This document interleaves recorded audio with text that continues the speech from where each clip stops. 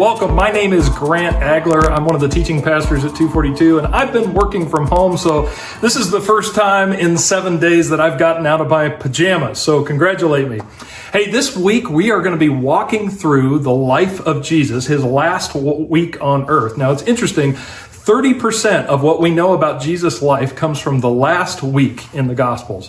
And so we're going to walk through this day by day. Today is Monday, and we're going to be talking about Monday. So on Monday, Jesus spent the whole day being angry.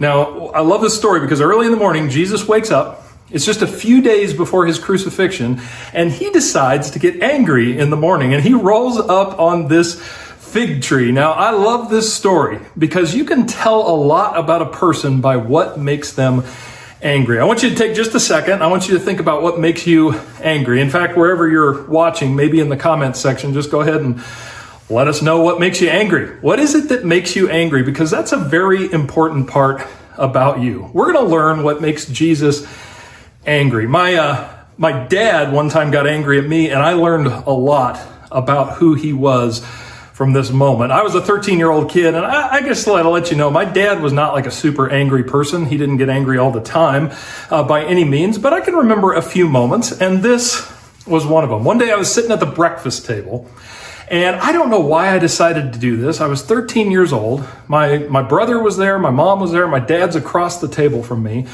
and I decided that day to call my mom the B word. I know, don't judge me. I was 13. It was stupid. But I thought for some reason that I could get away with that. So she was on to me about something, and I kind of under my breath called her the B word. And then all of a sudden, my dad appeared on my side of the table. Like, I don't even remember how he got there. I'm sure he went around, but it seemed like he just sort of levitated across the table. And he grabbed me by my shirt and he put me in the corner. And my dad had this face when he got angry. I didn't see it a lot, but he kind of bared his teeth at the bottom. And he put me in the corner and he got his teeth like this. And he said, "That's my wife you're talking about." And I learned a very important lesson that morning. I took a mental note because I was smart, right? I should never, ever disrespect mom because dad might let me get away with a lot of stuff, but he wasn't going to let me get away with that. We learn a lot about who somebody is when they get angry. On Monday, Jesus' final day, Monday on earth, we learn a lot about what he gets angry about. So Jesus rolls up on this fig tree with his disciples early in the morning. And he looks over at this fig tree, and it is full of leaves. Like it's ready to produce fruit. And so Jesus goes over while the disciples watch, and he kind of goes through the entire tree, and he starts looking for figs. And finally, he can't find any trees, so he steps back from it. He looks at the tree, and he gets angry at it. And he curses the tree right in front of the disciples. He says, "May you never bear fruit again." And this is my favorite part of this story. The tree withers, and Jesus just walks off. There's no teachable moment here. The disciples just sort of watch Jesus walk off, and they follow him. So they're walking into Jerusalem, and I bet it was one of those quiet walks, where Jesus has just done this thing, and the disciples are like, "What was that about? I don't know. Why don't you ask him? I don't know. You ask him." And they just go into town, and then Jesus arrives in town, and he gets angry again. He walks into the temple. Now, the temple back then was very literally the place where God's presence was supposed to be. God's presence was represented in this temple area. But there were these money changers, and there were these people that were selling livestock that were there to make a quick buck. Because people from all over the area were gathering together for Passover in Jerusalem, which is coming up in just a couple days. They were gathering together to worship, and they needed to exchange money to get in the right currency. But there were people that were there to take advantage of that. Plus, they needed to have sacrifices, right? They were bringing all these sacrifices that are required in the Old Testament. And so they're getting ready to do this. But again, there's people there to take advantage of them and sell them inferior livestock for way too much money. It's like when you go to Disney World and it's $8 for a bottle of water, right? So Jesus walks up and he sees this. And this is supposed to be a place that people can gather to meet with God. And people are lying and tricking others out of money. And Jesus gets furious, and he goes in and he goes up to a money changing table, right? You probably heard this story, but just think about it. This guy's entire livelihood is stacked up on these tables, and Jesus walks up to it and flips it over, and coins and money go flying everywhere. And then he turns to the livestock and he makes a whip. Like, I don't even know how he did this. He just looked around, he found something, and he picked it up, probably a lamp cord or whatever, and he picks it up and he starts chasing the livestock out of the area. And everybody's just sitting there with their mouth going, isn't this like the meek and mild Jesus? Like, why is he so angry? And then he concludes, after he clears the temple, he concludes by saying, my house, in Mark chapter 11, my house is supposed to be a house of prayer, but you have turned it into a den of thieves. And then he walks away. And that is pretty much what we know about the Monday of Jesus' final day on earth. He got angry. So here's the question. What was Jesus so angry about? What was the fig tree? Here's what it comes down to. Jesus gets angry, not at sinners. You'll never find a place in the Gospels where Jesus gets angry with prostitutes. You'll never find a time where he gets angry with tax collectors and sinners. He gets angry when people look one way but are completely different on the inside. And that's what the fig tree is. The fig tree had its leaves out and open as if to say, hey, I'm bearing fruit. But on further investigation, it had no fruit. The people at the temple, the religious leaders who managed the temple, they were supposed to be people that were leading people to God. It looked like a holy place, but it was just a place to trick people out of their money. And that's when Jesus got angry. See, I think we learn a lot about Jesus, but I also think we learn a lot about who God is in this moment. In fact, this just sort of reinforces what God got angry in the Old Testament. In Isaiah chapter 29, God says, these people, they honor me with their lips, but their hearts are far from me. If you really want to know what angers God, it's hypocrisy. It's trying to convince everybody around you that you're good or that you're holy or you're godly, but it's being rotten on the inside. That is the first and surefire way to tick off God. It's kind of like this plant that I have. Somebody gave me this plant a long time ago. And for whatever reason, they thought that I was going to be able to keep this plant alive. And I really pruned it. These are hard to keep alive. And I took care of it. And then about 4 days later, it died. And it turned brown almost immediately. And I was getting ready to throw it out. But then I saw a can of green spray paint. And I spray painted it green. It's been painted a few times now. It doesn't look quite as good as it did. But I spray painted it green and I set it out in my office. And I would actually have people comment and compliment my tree. They'd be like, wow, that looks vibrant. And I was able to turn to them and say, yeah. And it's 100% dead. It looks the part, but it doesn't measure up. I want you to know that's who God is. God is looking at every person on earth, and he's not looking at the show that we're putting on. He's not looking at the outside. He's not looking at the things that we say. He's looking at our heart, and he's after our heart. Now, in the world that we're living in today, we're very consumed with the things that are on the outside of us, right? I've gone to the store several times, and every time I come home from the store, I wash my hands. I scrub them up good. I'm concerned that I'm going to get the coronavirus.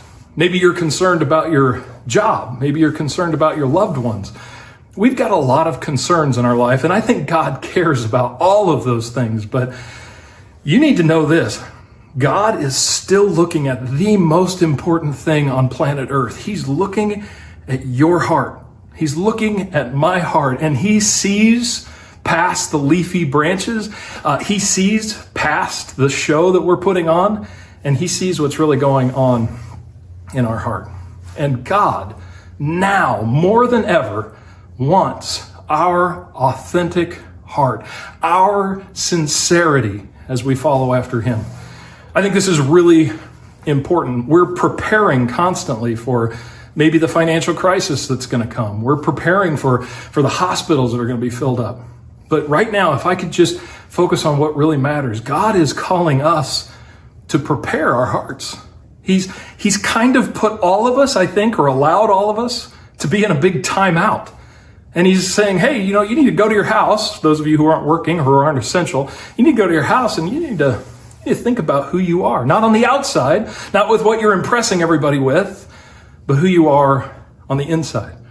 And here's the beautiful part. It's not about working harder or doing better. Like, that's not the point. God's not getting angry with you and saying, just be better. He's saying this, just be real. Don't fake it. Don't look good on the outside. Give me your heart, and I'll do the rest. That's called faith, when we give God our heart. Now, this might sound like a heavy burden to you, but I want you to understand it's really not a burden. It's an easy step of giving God our heart, because he does the rest after that. I've told this story at a few campuses before, so if you've heard this, I apologize, but I just think it's a great image. So my kids are all older now, but one of the things I loved when I was a father of little kids was having them help me with dad chores, outside. And my daughter, who's now 12, had this cute, squeaky little voice. And when we would work on stuff, she would say, we're going to work on the car, right, Daddy? And we're going to clean up the yard, right, Daddy? And we're going to use a screwdriver, right, Daddy? And she was wrong about almost everything, but I would just be like, yep, that's what we're going to do. Well, one of the challenges was finding chores that they could actually help me with, because kids, when they're little, aren't that useful when you're doing dad chores. But one of the things I found out was we could use the ladder. We could do that together. So we got this big 200-pound ladder, and I would say, okay, now I need you to get down to your end, and I need you to pick up the ladder, and I need you to head in the right direction. And then I would find the spot on the ladder where I was carrying all the weight, which was right in the middle. So I would pick up this whole ladder, and my kid would be down the front, and she would have it in the front, and she'd be holding it, and she'd be like, I got the ladder. Right, Daddy? We're carrying the ladder. Right, Daddy? And I'd be like, yep, we're carrying the ladder. But it was really me doing all the lifting. I got to tell you, that's what faith is. When you give God your heart authentically and sincerely, that's all you're doing. You're just heading in the right direction. And God is picking up the weight and burden of your life. God's not angry at your sin or your shame. God wants to rescue you from your sin and your shame. The only thing that God would ever get angry at is when we hide it. We pretend it's not there, and we try to be something that we're not. We're going to move into a time of worship, and right here and right now, what I would like to call you to do is just to give God your heart. Maybe you're sitting in front of a phone or a computer screen or a TV. As we go into worship, just take a minute and offer God. Well, nobody else is looking. Just offer God your heart. So this song is it's an old one, but it's a really good one. It's called I Surrender. And I just love this song because I think it really sets the tone for Easter week. As we look at what Jesus had to do to obey his Father's command to take on the sins of the world, it took on a really big, huge, bold moment of surrender. Even when he didn't want to, when it was a difficult thing, he pleaded that the cup would be taken from him, but he obeyed and he surrendered to God's will.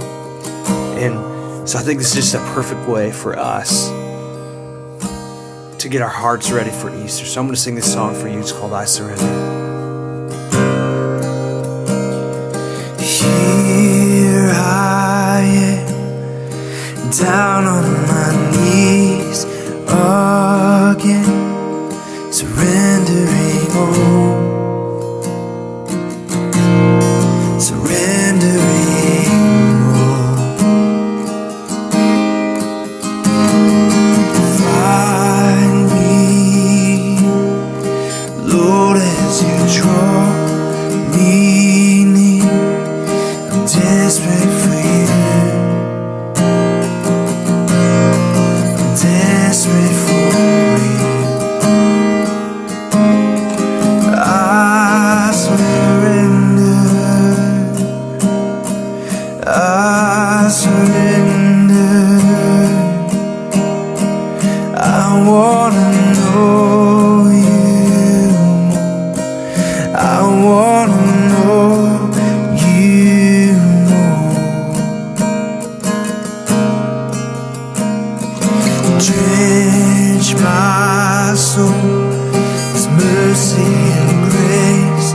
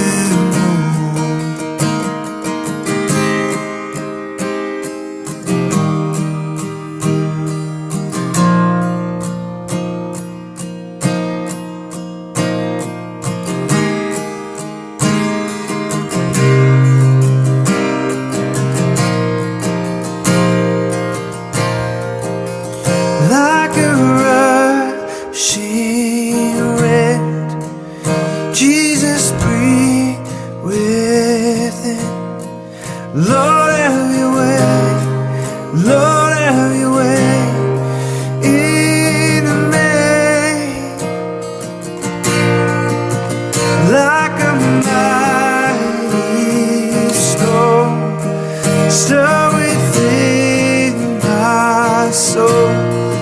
Lord, have your way. Lord, have your way in me.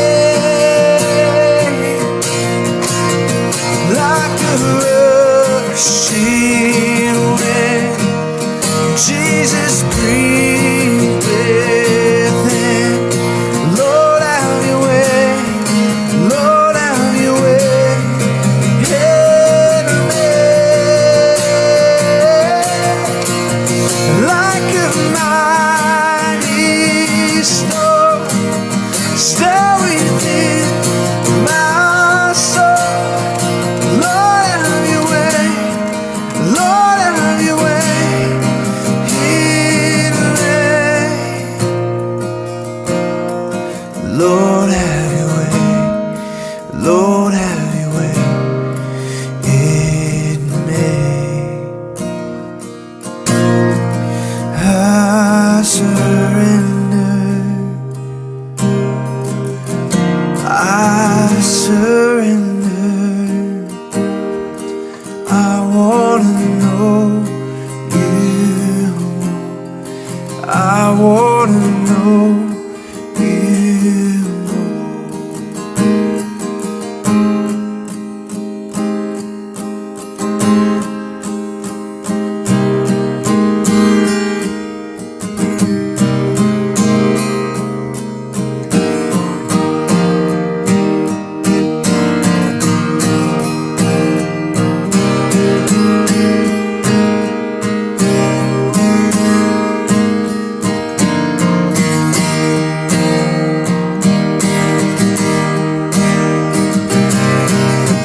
I've seen you move the mountains, and I believe I see you do it again. You made a way when there was no way, and I believe I see you do it again.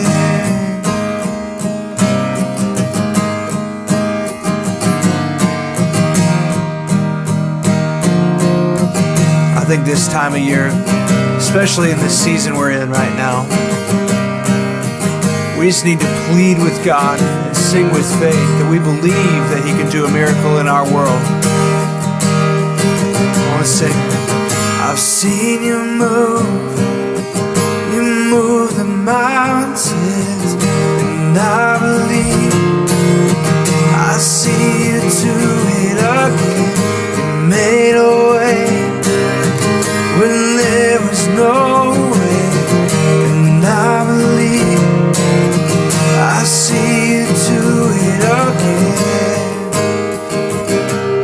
Just like He rose from the grave, He's able to do the impossible and heal our sick world. Sing. I've seen you move